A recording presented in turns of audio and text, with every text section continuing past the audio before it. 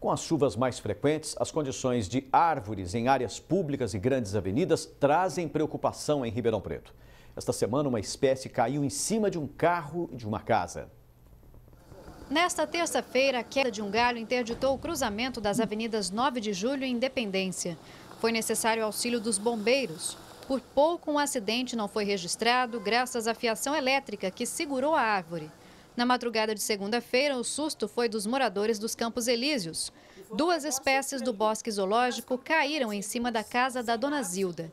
Com o aumento das chuvas, a situação fica preocupante neste e em outros pontos da cidade, principalmente nos bairros mais altos, onde são registrados os maiores índices. Uma chuva que é passageira, que está calor, ela seca logo. Mas essa chuva assim, que é intermitente, que ela vai umedecendo, molhando, pesando, essa árvore pesa e cai.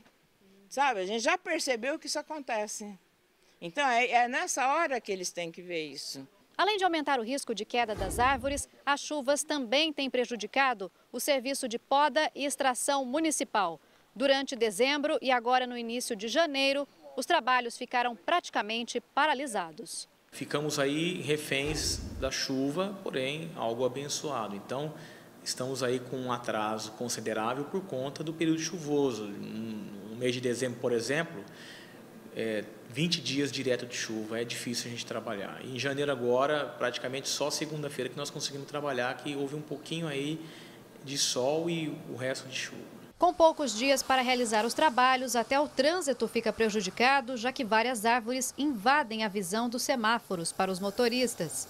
A expectativa é que nos próximos dias estes problemas, que foram inseridos na programação de podas, sejam resolvidos.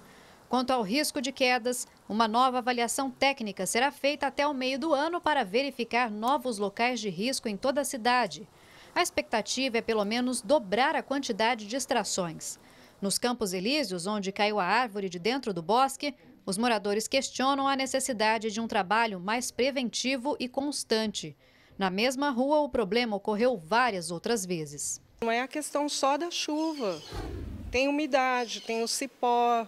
Então, se houvesse a manutenção, com certeza teria uma conservação da mata, que é uma mata nativa, que precisa ter cuidado.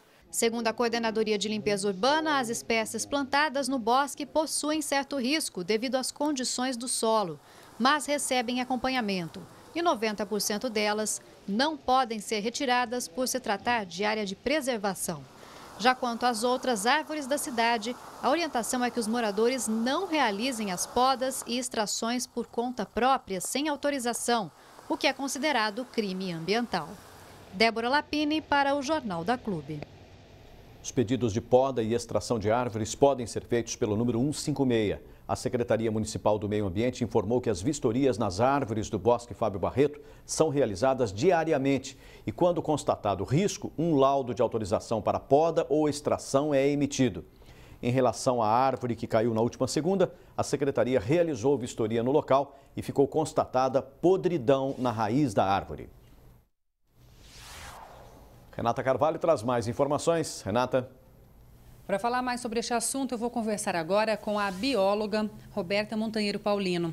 Bom, a gente percebe que acidentes em bairros são constantes, né? A arborização está velha ou doente? Boa tarde. Boa tarde, Renata. Na verdade, o que existe em Ribeirão Preto é uma falta de planejamento de arborização urbana, né? As árvores delas não estão velhas ou doentes.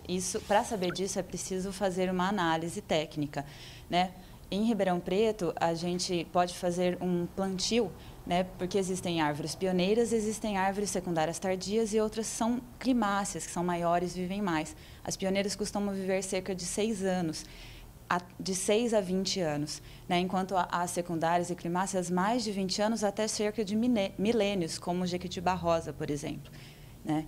Então, o que acontece aqui, por exemplo, na Avenida 9 de Julho, a sibipiruna é uma árvore que vive mais de 50 anos. Então, a queda de galhos, ela é natural. Por isso, é preciso ter cuidado quando o tempo fecha.